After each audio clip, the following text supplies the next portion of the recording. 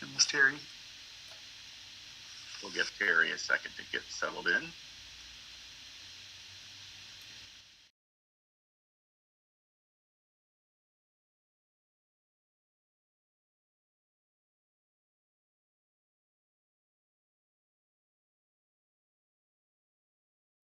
I think we'll go ahead and get started then. And I'll start by saying, as the president of the Board of Trustees of the Normal Public Library, I've determined it is prudent to meet virtually due to COVID-19. And now I will turn over and ask Secretary Davis if she would be so kind as to do the roll. So proud of you. Jess Ray. Present. Terry Lindbergh. I'm here. Jim Rogel. Present. J.D. Davis, present. Caitlin Trunnell. Here. Aaron Ripley Guitaric, absent. And Pam Lewis. Present. All right. Thank you very much. I appreciate that. And now we'll go ahead and start on the agenda here. And the first is review agenda, corrections or additions. Any corrections or additions that are needed? Hearing none, we'll move into the approval of the minutes of the previous meeting. Would someone like to move that we approve the past meeting minutes? So move to approve the minutes. Thank you, Pam. Do we have a second? Yep. Was that you, Jim? I'm sorry. Yeah. Okay, we have a second with Jim. Thank you so much. Any discussion?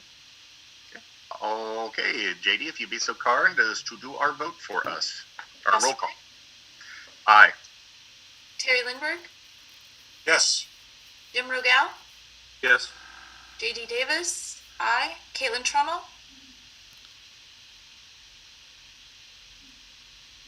Aye. Sorry, mute button got stuck. Aaron Ripley Guitaric. Aye. And Pam Lewis. Aye. Okay, the ayes have it.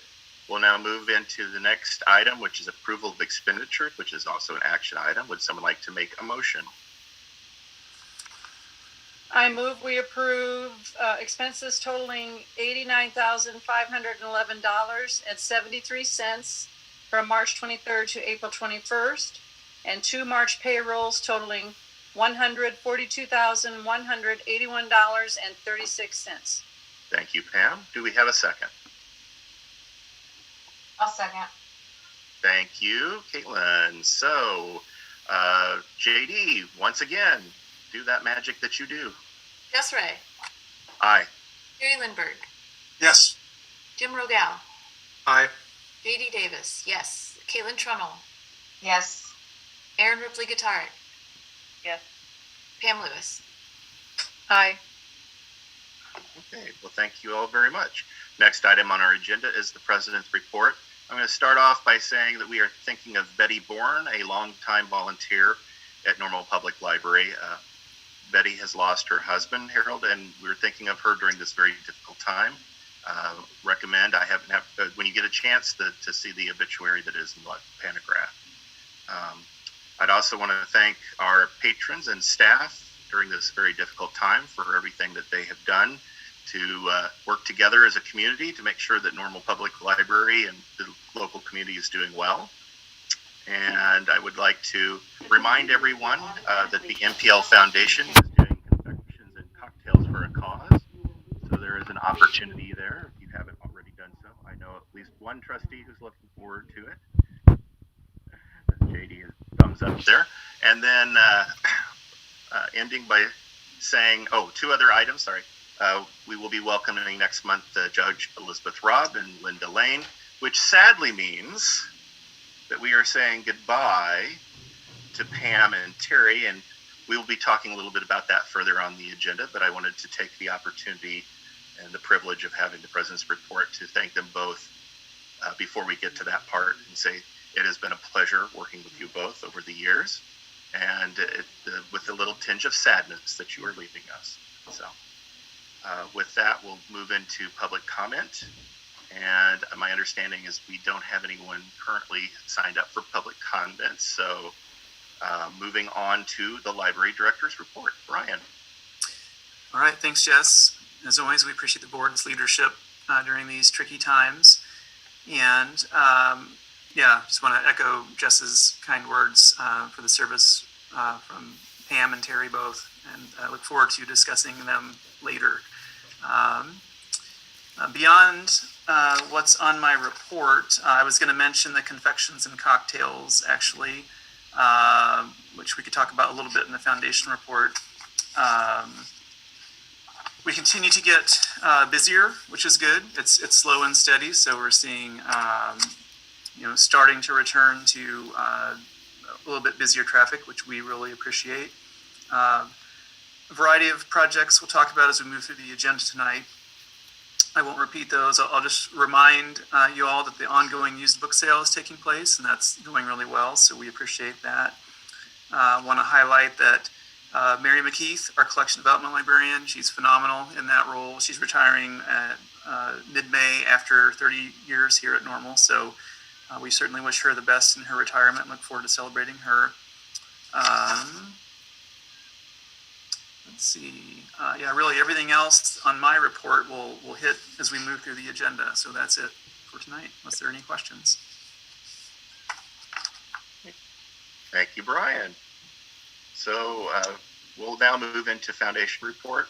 Pam or Brian, do you have anything you'd like to share on that front? I'll throw a couple things in there. So Jess, thanks for mentioning the Confections and Cocktails event.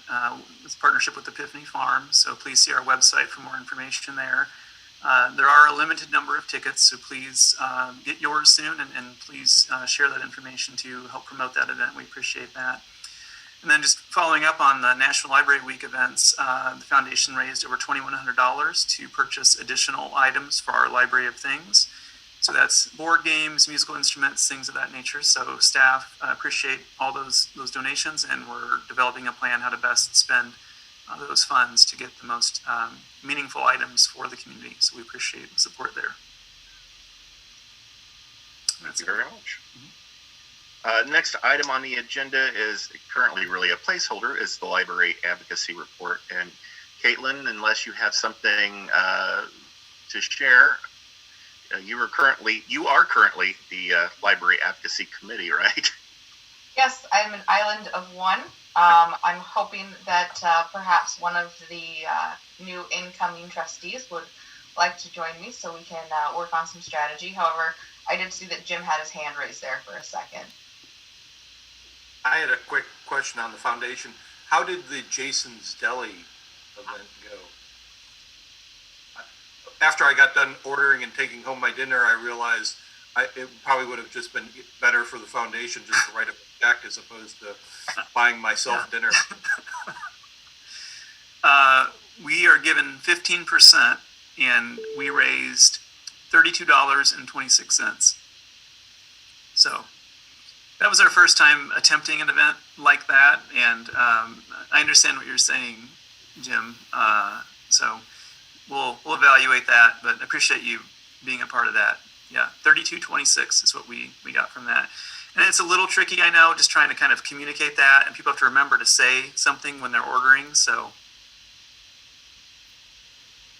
And it's also about making corporate partners. Yeah. So Jason's Deli, who may not have thought of us before as a philanthropic partner, that's maybe a door open. So maybe, with it being a,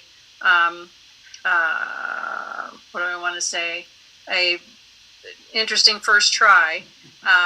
We have potential. We have potential. Yeah, those types of contacts are important, and I know that Jason's Deli does a lot for the community. Yeah.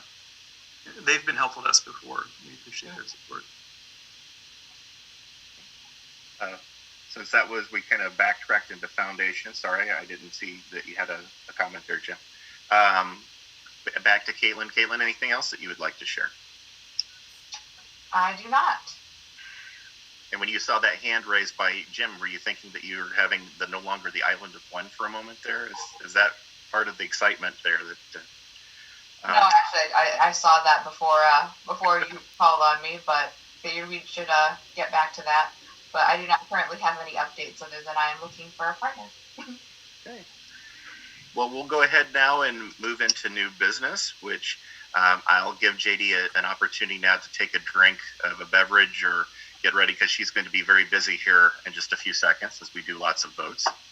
Our first item is the insurance renewal. We've already saw that in the packet. Brian, is there anything that you would like to share about that renewal process? Pretty straightforward. Every year Van Gundy works hard to keep these. It seems there's always an increase in insurance, unfortunately. So they work hard to keep those as minimal as possible. And I know they had this year particularly a lot of discussions. I'm not sure if COVID's factoring into that, but a lot of discussions.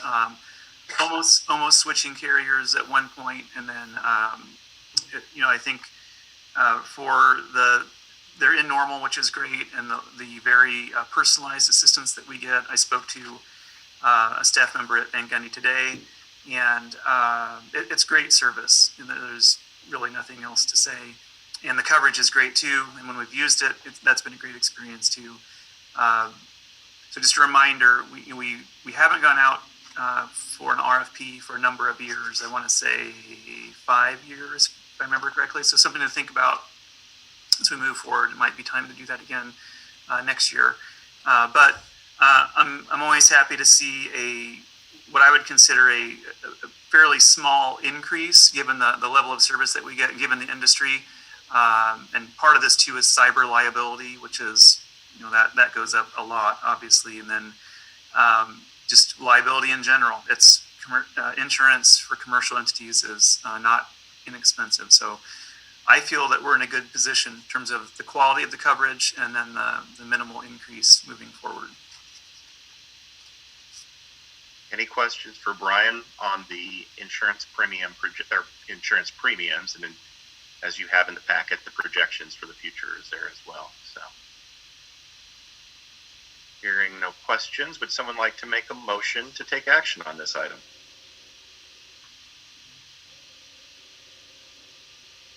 I think Pam's moving forward. Is it to take the mute off? Oh, no. Caitlin. I'll move to approve insurance renewal with Van Gundy for the policy of year 2021-2022 as presented. Second. Thank you. Any further discussion? Hearing none, JD, would you like to please call the vote? Jess Ray, Yes. Gary Lindberg, Yes. Jim Rogal, Yes. JD Davis, yes. Caitlin Trunnell, Yes. Aaron Ripley Guitart, Yes. Pam Lewis. Yes.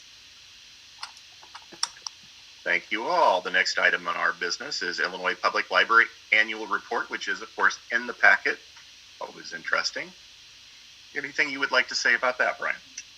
Yes, please. JD caught that there are 2 trustees listed as treasurers, so I apologize for that. And so that's a change I've made in the report already that's sitting there waiting to be submitted following your approval. So just want to make note of that there is an error in the report as it's in your packet. I've made that change in the report that's sitting waiting to go. So Because we have so much money, we need 2 treasurers.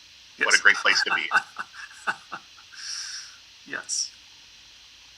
I just want to thank staff. I'm sorry, library managers and also town finance staff. Number of people involved in getting these numbers in a relatively short amount of time, typically. So I appreciate all their efforts. Thank you. Thank you. Would anyone have any questions? Pam, you have your hand up. Nope, I was ready to move. Oh, in that case, go ahead. Move to approve the FY 2021 Illinois Public Library Annual Report as presented. Authorize Library Director to submit on behalf of President and Secretary of Board of Trustees. Thank you. Do we have a second? Second. Jim? You know what? I saw Terry's hand going up just as Jim talked, and since this is Terry's last meeting, I'm going to give it to Terry as the second there. Terry is the second. And any further discussion? Hearing none, JD, would you please call the vote? Jess Ray, Yes. Terry Lindberg, Yes. Jim Rogal, Yes. JD Davis, yes. Caitlin Trunnell, Yes. Aaron Ripley Guitart, Yes. Pam Lewis. Yes. Okay. Thank you all very much. Next up on our business is Freedom of Information Policy Update. It's another action item. And Brian, would you like to talk a little bit about that? Yes, please. So this is a required policy for the board, and we need to update, if you look at the policy in your packet, items 1C, 1E, and 1F. So really just we're updating information in there that was outdated. So inserting the current budget, the tax levy, the number of employees, and then the trustees. We'll do this again soon because obviously some of the trustees will change, but we noticed that this was not accurate, up to date, so we wanted to get it where it should be. So that's really the only change. And just FYI, the form that's in there, the form is not required, for a FOIA request. It's something that we put out there. It's helpful if it's completed. So that's the purpose of the form. And the organizational chart referenced in there is on our website, and it is up to date. So. Brian, is this anything that the city attorney ever looks at or, reviews to approve?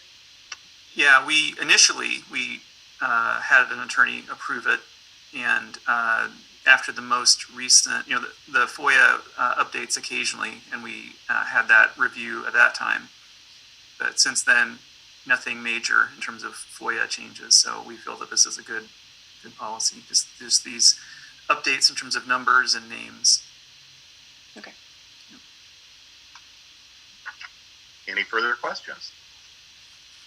Any other discussion? All right then. Would someone like to take action on this and make a motion? Pam. I move to approve the updated Freedom of Information Act policy as presented. Thank you very much. Do we have a second? Jem is a second. Thank you very much. Any further discussion?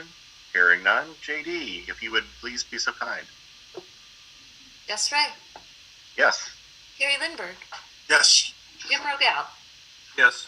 J.D. Davis, yes. Caitlin Trunnell, Yes. Aaron Ripley Guitaric, Yes. Pam Lewis. Yes. All right. Thank you all very much. Next action item that we have tonight is architectural services for interior abatement. Brian, would you like to bring everyone up to speed on that? I wouldn't like to, but I will. So we've, give you a little bit of heads up on this, and what we have is a situation where we need to access above our ceiling, but in our restroom project that we completed, well, we actually completed it this year, but we began it last year. We became aware that there was some asbestos containing material in the fire retardant that is on the structural steel of the 1972 facility. So knowing that, and knowing that we have some work to do above the ceiling, we need to either encapsulate or abate that material. After discussions with a number of people, we've determined that the best thing to do is abate all of it, do a one-shot abatement, and essentially eliminate the material from the building. And so what we learned, one good thing that we learned recently is we do not need to replace the fire retardant, and that's due to a number of factors. One being that the building is fully sprinklered now, so sprinklers cover the entire facility. So this fire retardant, it's really minimal. The other factor that's important is fire trucks can access our building from 3 different sides. So the north, the west, and the south. Fire trucks can get really close to our building, so that's good. So we're well under the threshold to need that to put in new material after it's removed. So I got that approval from the town, the deputy building commissioner, and he was very clear that we do not need to worry about putting any material back in. So that's good. So the scope of this project is we have to remove all the ceiling panels and then all the air vents, the return air vents up there. And those need to be disposed of, unfortunately, because they're porous. And what happens is this material can turn to dust. It can flake off the steel if moisture gets in there, and just with time too, the integrity of it starts to fail. So if that material is sitting on the ceiling tiles, they can't be cleaned to the point where they're considered healthy and clean moving forward. So all that material needs to be disposed of, and then we need to replace all the ceiling tiles, vents, etc. And just a reminder, the reason one reason that we're doing this now is we have a lot of work to do in terms of Ethernet runs for the enhanced Wi-Fi system that we're putting in. Also some new security cameras, and then some lighting improvements, and that's a grant-funded project. So the clock is ticking on that grant-funded project, and the Wi-Fi is a grant-funded project as well. So we were looking at asking Studio GC to work with us on this because of it's a substantial project in terms of the scope, and then also this will go out to bid, so we want to manage that entire process. Studio GC has been a great partner in the past in a number of projects. Most recently, they did the roof project on the west half of the building. So this is a great project for them. They've done this work before. So we want to come away with the right solution in terms of abatement, obviously, but also in terms of whatever we might discover when we remove the ceiling, 20-some thousand square feet of ceiling, we're going to find some things probably that we need to address. We will put in the best materials that we can, address any other issues that we find. Maybe we'll have some HVAC issues that we discover as part of this too. We're not sure there once we uncover everything. So we think it's the right thing to have them guide us, and that was recommended to me in terms of best practice in conversation with some of the town staff too.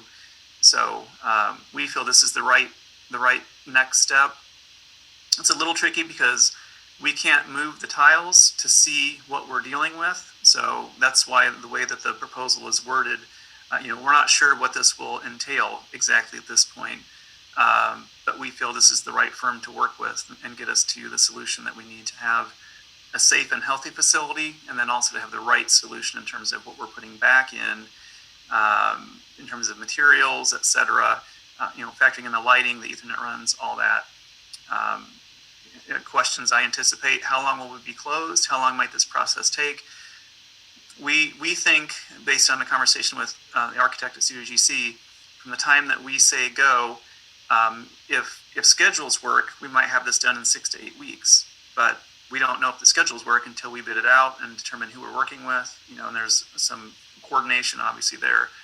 I anticipate the library will be closed for a period of time. We don't know what that period is yet. So there are some things to figure out logistically. So the sooner we can move forward, the sooner we'll have it all laid out. So it's certainly not great news. And all throughout there too, we don't know what this will cost. Again, until we uncover it some, and there will be some discovery, I'm sure, during the bid process. The contractors will have to get a sense of what they're dealing with there. So it's a little undefined, but we're looking to Studio GC to help define the ultimate outcome, and then also manage the process throughout to make sure every box is checked in terms of health and safety as we move forward. Any questions for Brian on this abatement process? Terry. So as I read the Studio GC proposal letter, we will also have to engage an environmental consultant. I don't know if we do that or Studio GC does it. Yeah, we've done that in the past. So we've done a couple other abatements on that side of the building, and we've worked with a couple different ones local to us. And so that's part of that is design, and then part of it too is the monitoring, during the project, during the work. So that's something that we've done before. I think Terry, if I understand you correctly, you're asking also who's the cost, is that part of the proposal, or is that a separate cost? Is that what you were asking? Separate. That'll be a separate cost. Yeah. And that would be. We're still not to the person who actually removes the stuff, right? Yeah, that'll be a bid process. Yeah. Okay, so there is the architect, environmental consultant, and then finally somebody who goes and scrapes the stuff off and wears funny white outfits and all that stuff. Exactly. Yes. Jim, there's a strange black disc that appears behind your head, and if you get swept away by aliens, I'll feel like I was remiss in not mentioning it. It's my halo. Well, It's black though. It's not a stellar thing, and you're not going to be whisked away into another dimension or something. If so, that's going to be problematic. It's like he's going to be sucked into a black hole behind him. It keeps trying, but it can't get him. I don't know why people don't tune into these meetings. They are way better than town meetings. I'm just saying. I agree with you on that. So to get back to work though, on the architectural services proposal, any other further questions? So as it sounds like this is a multi-step process, this would be step 1. We got a step 2 with the environmental person, and a step 3 of, as Terry so adroitly put it, scraping away in the funny white suits. Jim, yes. Brian, what is Studio GC's thought of how quickly they'll be prepared to put it out to bid? Are they talking within the next couple weeks, or are they talking 4 to 6 weeks before it goes out to bid, and then hopefully, as soon as possible after that? I think it's quick because we've worked together on bid documents before, which is a huge, benefit, I think. So we'll, for example, remove our roofing language and put in this language, and I think we can move forward pretty quickly. Darren Schroeder is the architect we'll be working with, and he and I work together really well and really quickly. So he might start on it tonight if it passes, and I tell him it's good to go. So we've done some homework ahead of time to be prepared, and he knows that we want to get it done as soon as possible. So I anticipate he'll be ready fairly quickly. I think the trick in this process is once a contractor is selected, what's their schedule? I think that's the kind of the most difficult. We can't manage that obviously in any way. So we're kind of at their availability. I think the process in terms of getting bids can be done pretty quickly. I think, like I said, the challenge is just actually getting the work done. Could be, these projects like this tend to be larger in scope, and there aren't that many firms who do them. So that's, we'll see. If we can get it in front of summer, that would be helpful. Stay in front of like the school work and, universities, et cetera, who tend to do a lot of projects in the summer. That's my hope. Pam, you had a question? Well, my concern was the summer reading program. And, is it, as far as the scheduling and, kids going back to school in the fall, and I don't know what shape or, design the summer reading program is, considering, we still are dealing with the pandemic. So, and we're dealing with already have been closed and open, and, there's no really good answer, but summer reading it's just so important. Yeah. And since we weren't able to do it in person last year, I don't. Yeah. I was just wondering on that timing. I think the good news is that because of how we did summer reading last year, that I think we have some confidence we can do some pretty good stuff if we are closed a portion of the summer. So we'll make the most of it, but until we get that, real more informed sense of timeline, we just don't know. But our staff will be, I'm sure they'll do the best job possible of making the most of summer reading, and hopefully we don't have to conflict with that at all. That would be ideal. We'll see. Terry, I know you had your hand up, and then Caitlin after. I'm sure you're ahead of me on this, but liability, indemnification, All part of the bid process. and applies to the architect and the environmental consultant as well. Everybody, yes. Okay. Caitlin? I was just going to chime in that my concern isn't so much activities when it comes to summer reading, just because I know they've already done it virtual once, and two, since we are still in a pandemic, I don't know how much that's going to even change this year. My concern would just be if the kids out there are losing access to being able to utilize their school library and get new material from the schools because it's summertime. I would hate for them to lose the ability to get books, even if that is from like a Kerbit service. But obviously, I don't think that we would want employees in there either if it's not safe. Right. So that would be my main concern, is just making sure that the kids have access to new materials, but we can't have the employees in there at the same time. Yeah. So it's a difficult situation, but something to certainly keep in mind. Yeah, I appreciate that, and everything will be covered in class. All the collections will be totally covered. So, but what we will do is, as soon as we know, we'll put out a lot of information, encourage people to come get whatever they need for quite a while, and we'll work with patrons on due dates, etc. We'll do everything we can to make sure that they are aware and that they can take as much as they can. We just, once we know more information, we'll definitely get the word out there. And we could certainly. Fingers crossed it doesn't even come to that, right? So. Yeah. We could certainly also remind people of our lending agreement with Bloomington Public Library for people too, as an alternative should we have a brief period about it. And beyond that, thanks. That's a good thought. Beyond that too, there's a lot of really good libraries not that far away. That, like in the Resource Sharing Alliance, for example, there's Peoria and Morton.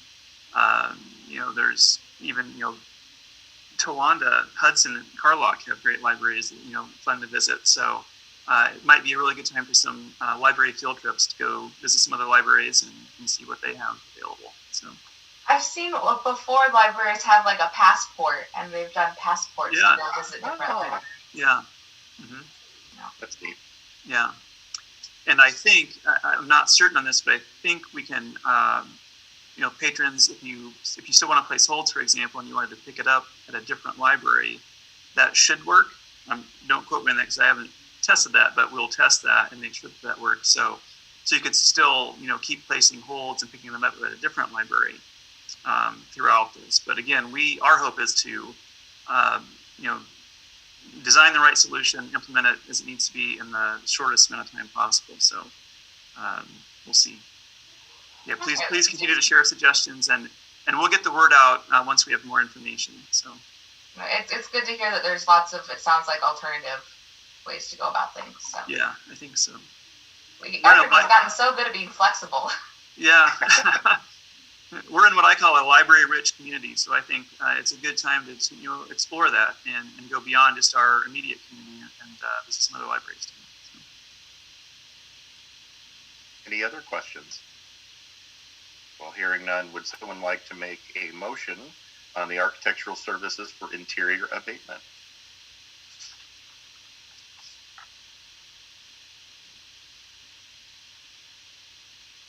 Pam. All right. I move to approve the proposal with Studio GC Architecture for design and administration of ceiling abatement and renovation project as presented. Okay. Do we have a second? Terry is the second. Any further discussion? Hearing none. JD, if you would be so kind. Jess Wright. Yes. Terry Lindbergh. Yes. Jim Rogal. Yes. J.D. Davis. Yes. Caitlin Trunnell. Yes. Erin Ripley Guitark. Yes. Pam Lewis. Yes. And the ayes have it. Moving on to our next action item on the new business agenda, which, by the way, how exciting. We've had so many action items tonight. Doing the work. All right. So, purchase of shelving for the children's area, and that's for books, not children, right? We're not shelving children, we're shelving. That's the intent, right? Okay, just check. Want me to introduce this, Jess? Yeah, if you want to talk a little bit about what the plan is. I think everybody has seen the proposal in the packet, but you want to give some background. Yeah, so this is one of those projects that, given the cost, I feel good bringing it to the board. And it is a situation where LFI is the vendor, and they have done other children's furniture for us. So this is the bin style furniture so it's great for face out for kids. We are going to raise up one level to get another shelf in there, so a little more capacity. So this furniture will replace the picture book series furniture that's in front of the Lego, the Very Hungry Caterpillar mural there. And we've already moved a few things around. Also give more space for series in picture books. Also grow space for nonfiction series. and then we'll increase some down in the media zone. So where the Vox books, the talking books, Wonder books, CDs, DVDs, etc. So it's all face out shelving, all similar design to what we have. And just FYI, I reached out to the manufacturer, just checking on availability of this product. The vendor, LFI, they are the only servicing dealer in Illinois. So it is they're the only option really in terms of getting this in the state of Illinois. So, but I just want it's fun too. This is a fun purchase, so more fun than making a policy maybe. So I just wanted to have the board's approval and support for this and discuss it. It's a good improvement.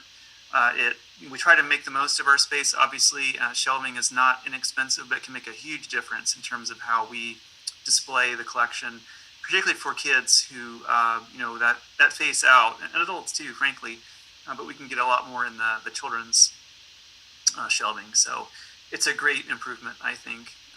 So Brian, you're really thinking this would be for our younger patrons a wonderful opportunity for them to be able to engage in the collection in a much more meaningful way than maybe what they're able to do today?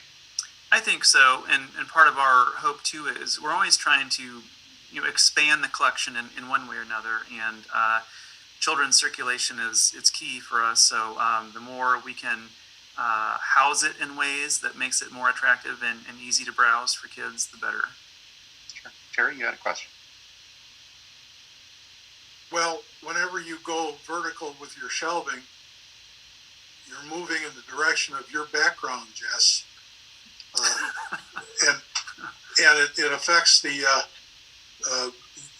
actual light and the whole feel of the space. Yeah. And I would hate for anybody who was on the fringes of looking in the longer term for a new facility, etc. You give up some things when you go vertical, and we just need to be mindful of that. We're going to a third shelf from 2, so it's and children's staff talked about it a lot. Let's see.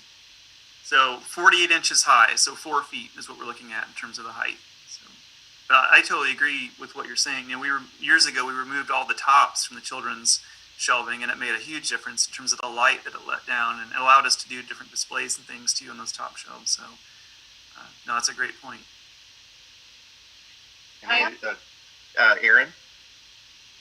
Yeah, you said these are all face out, so are they going to go against the walls or back to back with each other? They're freestanding, so they're back to back. Yeah, just okay. Face out in terms of, so it's not, you're not looking at the spines. You can flip. It's all the covers are facing you. Oh, okay. Yeah, sorry. The items are shelved face out. Oh, I got you. Yep. So it's sort of like what you'd see displayed, like when you first enter maybe a bookstore, right? When they have them on display, you see the right. Yes. Yeah, and there are adjustments within there, so you can do different things with them. But what we do is we maximize we put everything in there face out. Has been our practice, at least up to this point. So for this type of shelving. And Brian, I appreciate you trying to do so much with the limited space we have. It's another challenge that this library faces continually on, how we can, get more space, create more space, optimize, what you have. If anybody can do it, you guys have done it. But it's going to be a continual challenge. And so thank you for trying to make the best of what we have. Yeah, thank you. And credit for this goes to Tori and her staff. They got out the tape measures and figured this out and thought through various scenarios. So I appreciate all their time and effort on this. Caitlin. I know the spot that you're talking about, and there's like some face out shelves there already that are shorter, and I was just wondering if they had plans on where else in the library they might be able to recycle or reuse those, or if you guys were getting rid of them, or... Oh no, we'll absolutely reuse them. Yeah, and I think that's part of that shift down. I think those go to nonfiction, if I remember correctly, if I'm mapping this out in my head correctly, but no, we will definitely be holding on to those. Yeah, this is the direction we want to move for most of our shelving, particularly for the younger readers, obviously. So. Mm-hmm. Yeah, I liked those shelves. Yeah. But I can understand why you want more of them that are taller. Yeah. Yep. questions? All right. Would someone like to make a motion of the purchase of shelving for the children's area? Jim? To approve, motion to approve the purchase of shelving for the children's area from LFI as presented. Thank you. Do we have a second? Aaron, thank you. Any further comments? Hearing none, JD, would you please call the vote?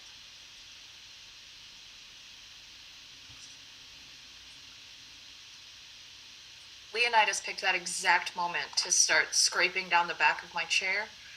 So we just waited just a moment for that to pass. He's proud of himself. Okay, Jess Ray. Yes. Terry Lindbergh. Yes. Jim Rogel. Yes. JD Davis. Yes. Caitlin Trunnell. Yes. Aaron Ripley Guitaric. Yes. Pam Lewis. Yes. Right. Well, thank you all very much. I'm sure that that will be greatly appreciated. So, and excited to see what will come from that. Thank you. We appreciate it. So now on our new business item is the bittersweet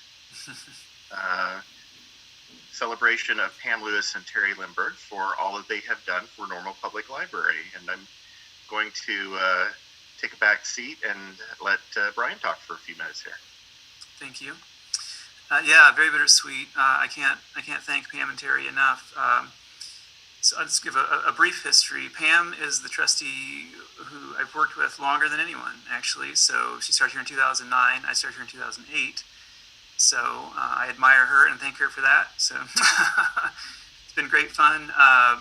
Pam was very important in the creation and development of the NPL Foundation, something she cared deeply about.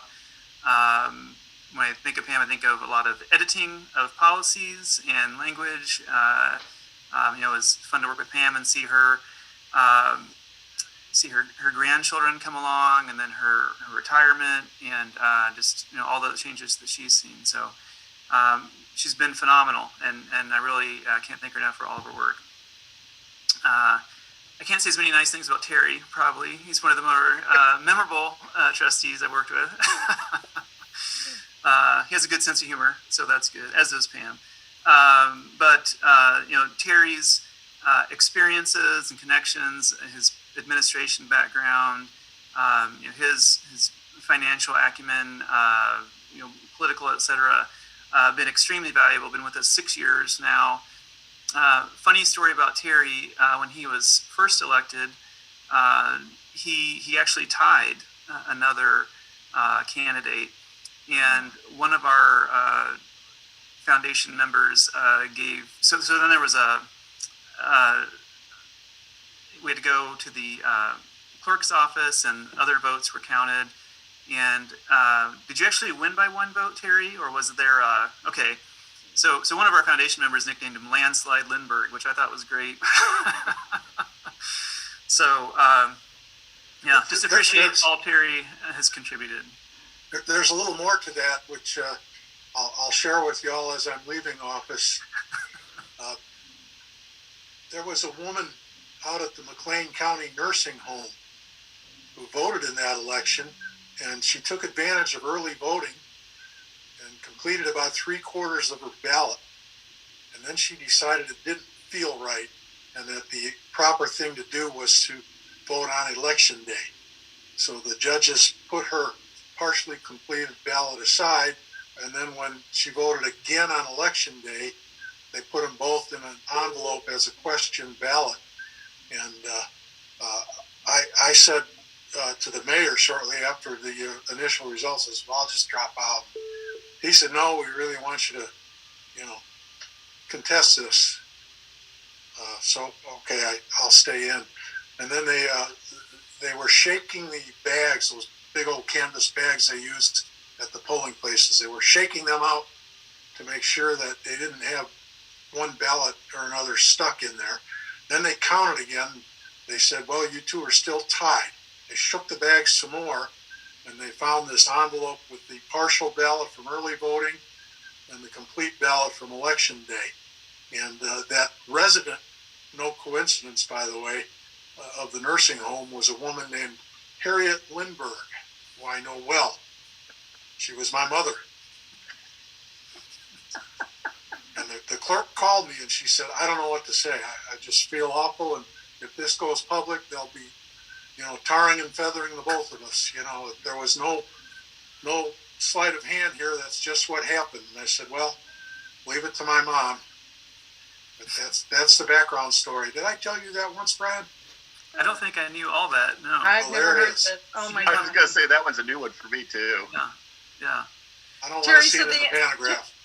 So the end of the story is she did vote for you, right? She did. Okay. Which probably, yeah, you're right there. Yeah. Okay. Well, No, I should also mention Terry's time on the library planning committee too. That's a key group. 2 board members, 2 council members working with, and Pam Reese and I sit on that as well. Just trying to advance the conversation regarding a new facility for the library in this community. So just I just can't thank Pam and Terry enough for their unique and meaningful contributions to the library. it's been an honor and a privilege. I need to thank everyone. This has been a wonderful learning experience, and I can't recommend it enough. And I congratulate the 2 new people coming on, and it's going to be a great board. I will say one thing that Brian did forget is that we might have been one of the most unique boards there for a while, in that we had a board member who was also an acting director of a library, although it was a different library. So that was, I think, something that we all benefited from as well. So. Yeah, that's true. That felt like a lot of work for me during that time too. I bet there was a lot of conversations. There might have been a few. So, Pam, I know you said a few words. Terry, would you like to say anything as well? I've been on a number of different boards. This one is a particular pleasure. First, because of the topic area. Who doesn't love libraries? Just what terrific places to be a part of. And then next, our director and our staff are just top notch, just really, really terrific. John, you're listening there, your ears will burn a little bit. From Brian down through John and Tori and all the rest, just a crackerjack outfit. And I hate to see staff leave, but it's interesting to watch their careers blossom when they do.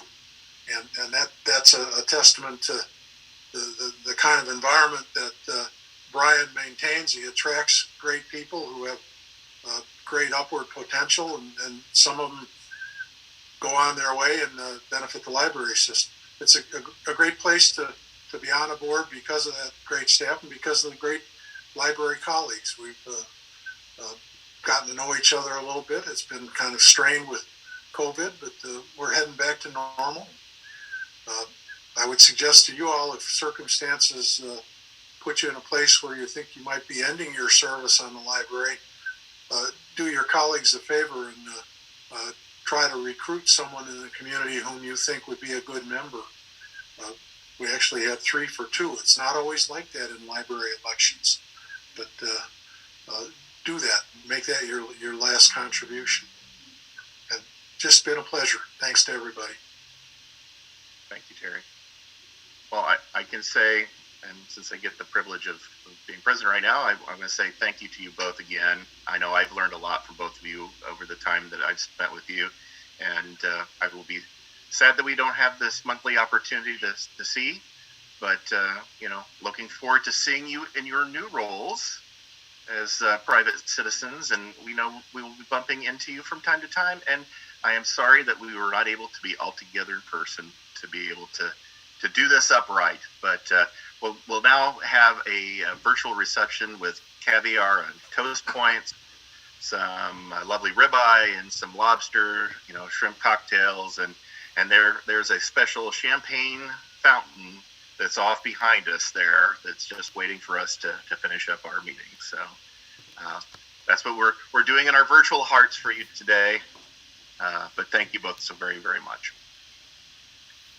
So with that, we will continue on with the unfinished business. Do we have anything that we need to talk about in terms of COVID update other than as always, it is an ongoing changing environment of which we learn different things every day. Yeah, I think we have a staff meeting tomorrow. I'm going to talk to staff, just check in as we always do, see how they're feeling. It certainly seems like our users are getting more comfortable, which is great. So currently we have the 1 hour limit on visits, and that's the only time that is an issue. It seems to be really computer use or needing to use a table or studying. So we're going to discuss that and talk about potentially loosening that up a little bit. We don't feel that hour limit really hits the browsers or those who are just here to use the collection nearly as much as it does those using the computers or the tables. We're talking about possibly adding another chair to the tables. We've seen a couple times with the computers, for example, someone's helping someone else do taxes, for example. So we want to keep things as safe as possible. Give now that there's more vaccinations prevailing throughout the community. For those who feel comfortable staying longer, give them an opportunity to use the tables, use the computers. So we're going to discuss that a little bit as staff tomorrow. I think that's potentially a next step. Hopefully we can loosen up a little bit more in the future, but we're trying to be careful to keep everyone safe still. So it's a balance. So look forward to having staff's opinion on that tomorrow. Thank you, Brian. Do we have any suggested items for the next agenda? Okay. Hearing none. Sorry, yes, Jess. Ahead, we'll have just kind of our 2-year cycle, election of officers, meeting schedule, an introduction of the newly elected trustees, committee appointments, or at least a discussion of a couple committee opportunities. That's the foundation, the library planning committee, and then Caitlin's request for someone to join her on her island of advocacy. So just a few nuts and bolts things there. Good. Anything else? Well, our next meeting date is May 26th May 26th. And then, as you can see, evidently I have a phone call coming in. So let me just mute you for a second. And I'll throw out a question while Jess is doing that. If there's any desire to change the meeting schedule, currently we're at last Wednesday of the month at 5:30 p.m. If there's any desire to change that, please let me know, because what my plan with the new trustees is to ask them if that works for them. And I've already put that out there, and initially they said yes, that should be fine for them typically. So, but this is the opportunity to explore that. So if we can change it, other times too, but what we'll do is put out a 2-year calendar of meetings. So if we can commit to a schedule that we can hold for that time, that's great. So if you want a meeting schedule other than the last Wednesday of the month at 5:30 p.m., please let me know. Can I selfishly throw out right now that, one, if anybody wants to play co-ed softball, let me know. Number 2, Bloomington shut their softball league down, and the only co-ed softball league is Wednesday nights. So there is one conflict. And so if the meeting in June, if we had that on a different day, then otherwise somebody has to take notes. I'm just throwing it out there. Unless we elect a new secretary. That's it. Just, we're not electing your secretary. I would be okay with moving it too, because I have back-to-back board meetings right now, every month. Okay. And so, I am done by the last Wednesday. So yeah, if there are other people who would like to switch it up, that'd be fine by me. Yeah, I only have the one conflict, but I'm pretty flexible any other night. So. But softball is really important. Wednesday nights. I'll see you there. Okay. I know you don't want that. You really don't. So how about I send out an email and ask you all to reply with preferred? Okay. Thank you. Any other thing for the good of the order? Well, Pam. I just have real quick in this, the one thing, this has been a difficult or more difficult way to meet, as far as camaraderie or whatever. And what I do miss is staff that attends and gives updates on what's going on in children's, what's going on.